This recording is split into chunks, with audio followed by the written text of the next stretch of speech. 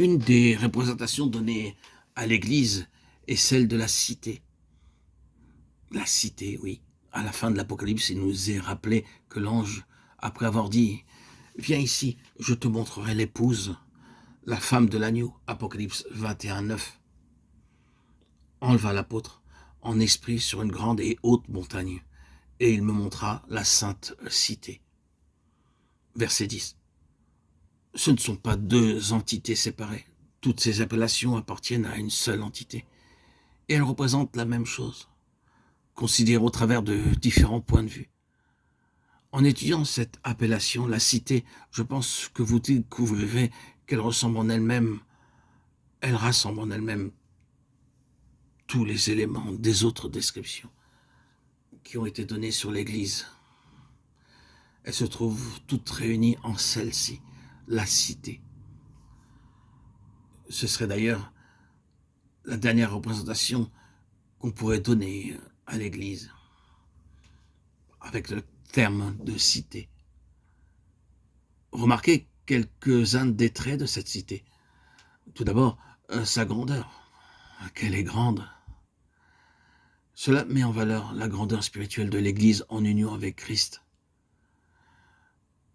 Considérez encore sa force, sa grande et haute muraille au verset 12 de l'Apocalypse chapitre 21.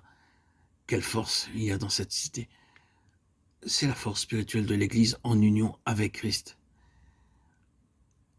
L'Église ne peut qu'exister, vivre, être forte qu'en étant en relation avec Christ. Elle a démontré la véracité de la déclaration « Les portes du Hadès ne prévaudront pas contre elle » Matthieu 16, 18. Le Hadès a été remué dans ses profondeurs. Il a épuisé toutes ses ressources contre l'Assemblée.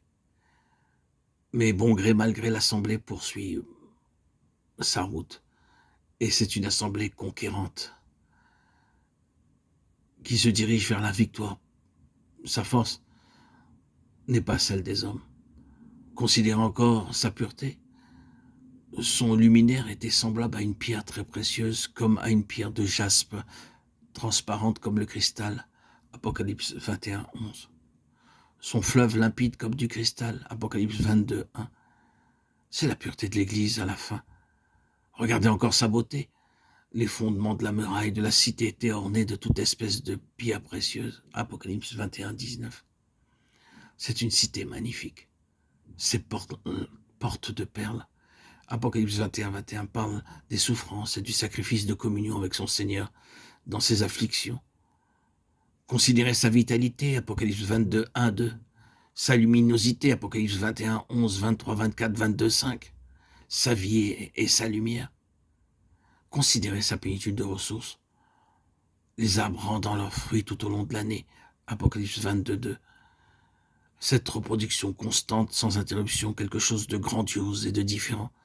Et finalement, partout, le nombre 12 écrit en grand, 12 fondements, 12 portes, 12 anges, 12 000 stades.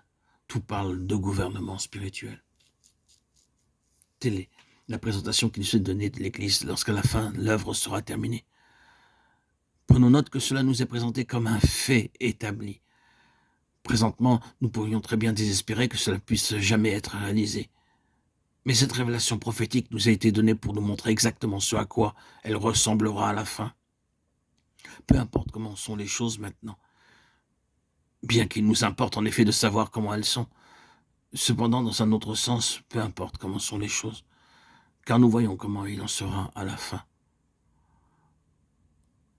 Reconsidérons la description précédente afin que lui se présentât à l'assemblée à lui-même glorieuse, une assemblée sainte, pure et sanctifiée, n'ayant ni tache ni ride, ni rien de semblable, mais afin qu'elle fût sainte et irréprochable. Éphésiens 5, 27.